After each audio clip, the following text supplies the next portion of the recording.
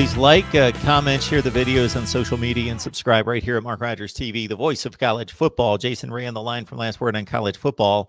And, of course, there's a number of scenarios still in play regarding the college football playoffs. But if we take the ACC, the SEC, and the Big Ten offline and just say, okay, they get their 3 spots, 1 per conference, and just look at the Pac-12 versus the Big 12, it comes down to, I'll even push Baylor to the side to a certain extent, even though their resume would be very similar to Oklahoma's and or Utah's.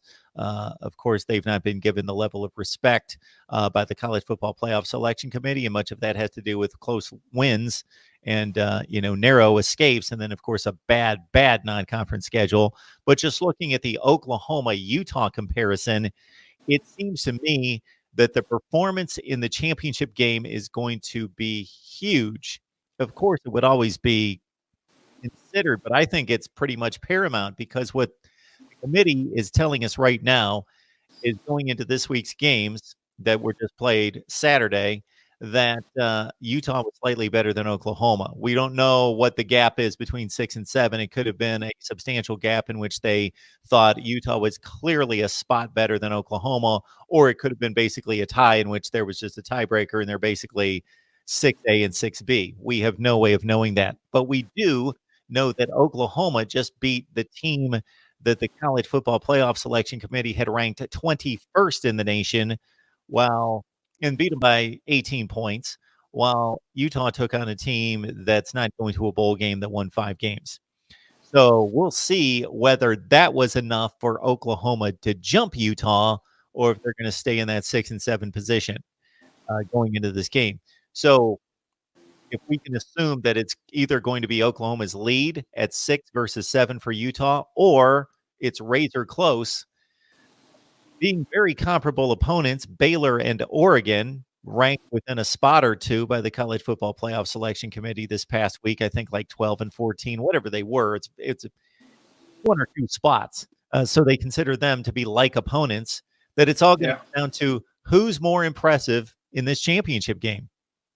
Yeah, I think you're absolutely right, Mark. I would be shocked if, the rankings come out tomorrow. I would be shocked if Oklahoma is ahead of Utah, just for the sheer fact that I don't think the committee likes to entertain any drama until they have to. I don't think they'll put themselves in a position where they will have to answer any questions before they're required to. Right, so I think you still see it. I still think you'll see Utah at 5. I think you'll see Oklahoma at 6. I'm a little bewildered by this based on the AP and the coaches poll, but Florida's at 7, I think, and Baylor's at 8. I think if you're Oklahoma, you would like to see those flip-flopped. Certainly, those flip-flopped in the college football playoff rankings. And I think Oregon, if I remember right, I think they're around 12 or 13 in the AP and the coaches poll. So, but I think you're absolutely right, Mark. I think for all intents and purposes, they're Baylor and Oregon are very, very close to one another. So yes, I think style points are critical. I think the advantage that Oklahoma has playing at 11 a.m. Saturday morning versus Oregon and Utah playing Friday night, Oklahoma kind of knows what they have to do to a certain extent, right? If they I don't know if that stuff kind of goes into the. I mean, it certainly doesn't go into the game plan. I don't know if that goes into their mindset. Like we need to be very impressive. We need to win this game by 14 points. Maybe that's something that Alabama was thinking about, right? We had that very same conversation last week that we thought that, or at least I did, that Alabama needed a 14 to 17 point win, a dominating win, to kind of get back into that playoff discussion. Well, it didn't happen and they lost the game. So anyways, I don't know how much that goes into the thought process from a player's perspective, but we from a fan, from a media perspective, that's what we get to talk about, we get to think about. So yeah, I think absolutely. I think Utah has to go into that, have that mindset as well. Really probably first and foremost, right? Because they know that they not only win the game, but they set the tone. And this will be if I'm correct, I think this will be Utah's only. If they win the game, this will be their only top 25 win of the season. I don't think they have a top 25 win at this point. And then Oklahoma certainly has the Baylor win, and they had the Iowa State win, which was a top 25 win, but they will drop out, and then with their loss, and you may see Kansas State go back in. So I think style points are huge, and I think at the end of the day, what does the committee value more? Do they value the loss? Kansas State, USC, pretty close, right? I mean, Kansas State's 8-4, USC's 8-4. The USC loss is maybe a little bit better, whereas Oklahoma's wins are a little bit better. So and I think for the last few weeks, you kind of look at the eye test. You take the schedules away from it. You take who's beaten who's ranked where. You take the eye test, and I think Utah's probably won the eye test over the last. They haven't played the same teams, but in terms of kind of ranking and what people think of them, but I think you look at Utah and you look at Oklahoma, and most people think Utah's the better team. Now, I think Oklahoma maybe changed that a little bit on Saturday. The first complete game that they've put together. So, yeah, I think if you're Oklahoma, you would like to. You're in a good position, and where you kind of know what you have to do. If Utah comes and they beat Oregon, if they beat Oregon by 21 points, then it may not matter what you do. I mean, unless you win that game by unless you pull an Ohio State and win the championship game by. What was that a few years ago? 59 points when they got back into the playoff there with Cardale Jones. But yeah, I think style points this time of the year is certainly very important for both schools.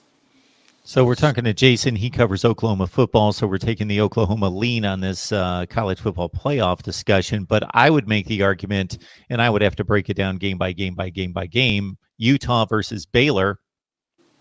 Number one, I think ranked wins is a little bit of a deceiving statistic.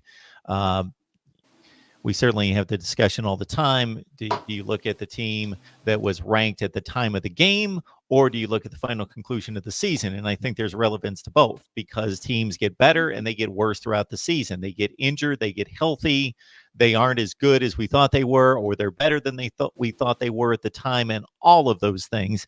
I would say that the conclusion, the final ranking or non-ranking for a team, carries typically more weight, but you also have to look at the opponent that was on the field at the time of the game. And it may not be the team that finished 7-5. It might have been a legitimate 5-0 team at the time. You got to put it into context. The other thing is there's nothing magical about being the 25th best team in the country versus the 26th best team in the country that's unranked.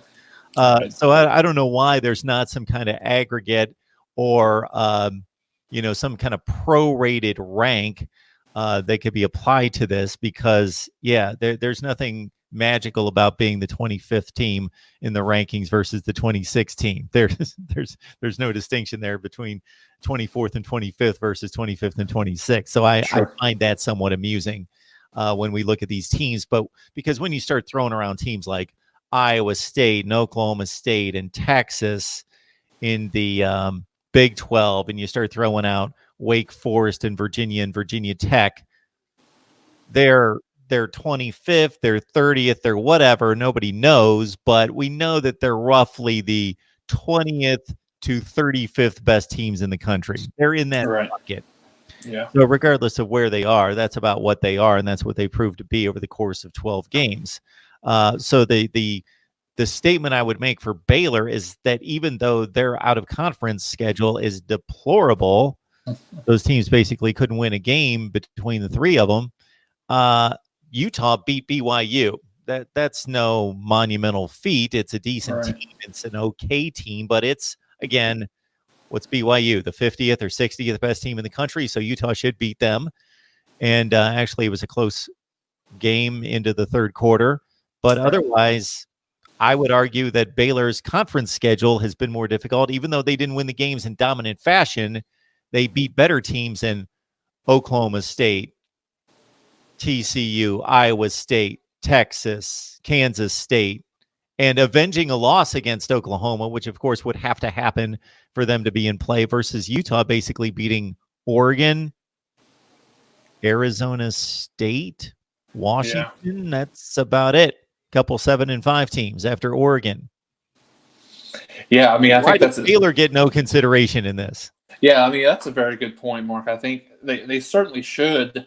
I mean, if they're able to beat Oklahoma, they should have consideration. Now, I mean, I think just from a national perception perspective, I think Utah would probably get the nod. Now, I mean, I think it's certainly a very interesting conversation because really because I think the committee realizes Baylor's probably a little bit better than we thought originally. Remember when we did this, when we talked about the first Baylor game, I think they were still undefeated. They were ranked 13th in the country at the time, and they were behind a couple of teams that had 2 losses. So I think at that point Baylor was certainly undervalued a little bit, and we'll see tomorrow when the rankings come out where they're at. I think the one thing to kind of keep an eye on and think about, Georgia could put a wrench into this whole plan. All right. I mean, I don't know that they have the horses to keep up with LSU for a full 60 minutes. But that's another interesting kind of topic from a fourth team perspective. Should Georgia win, what does that do? Does LSU? I mean, most people think that probably LSU still gets in. But should they? Now it's a discussion whether or not, now it's a broader discussion whether it's an Oklahoma versus a Utah versus an LSU at that point. Who's the fourth team? So a lot of interesting scenarios can happen. Then if Wisconsin happens to beat Ohio State, which I think that there's a very, very small chance that would have happened, that could happen. But if that happens, I mean, Ohio State most assuredly is probably, and they've got a wide enough lead. But at that point, then where does that go? So a lot of interesting scenarios. But back to your original question, Baylor should absolutely get consideration, but you have to wonder if it's a name. If it's a name thing, Utah, not that Utah is a big name, but, Baylor was, out of relative obscurity at the beginning of the year, and then coming back into contention after a few years of being down a little bit. What does that play into it? And then from a committee's perspective, when you look at it, do they look and see what do they think is going to be the better game, or do they look and see what team is more deserving? I mean, you can make an argument that, a lot of people would like to see, I think Utah is the third best defense in the country statistically. A lot of people might like to see, can Utah slow down that LSU offense or Ohio State offense, whoever ends up being the number one seed overall. Versus, we've seen the Big 12, we've seen Oklahoma. Yeah, they put up a decent fight, but they don't have the defense to play, with the SEC. So I think those are all interesting aspects of, as we kind of think about who might get that fourth seed. Well, hopefully they're selecting the teams that have earned it, at least in their perspective, and not the best teams or the best matchups, because if that's left up to me, throwing off the names and everything, and just looking at who I think are the best teams, then I'm selecting them all from the Big Ten and the SEC and Clemson is what I'm doing, but I don't think that's the right thing to do. All right, Jason Ray, last word on college football. Appreciate you stopping by, as always, for the Big 12 Championship preview. All right, thanks for having me on, Mark.